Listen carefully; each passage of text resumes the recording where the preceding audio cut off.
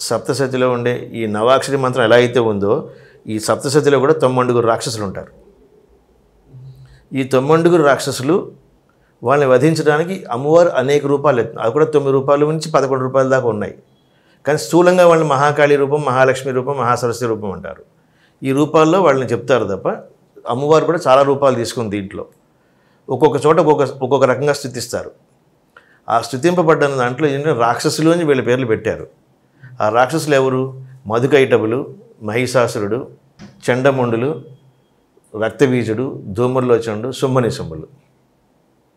ఇలా 9 రాక్షసులు వీళ్ళు. ఈ 9 ఎవరు?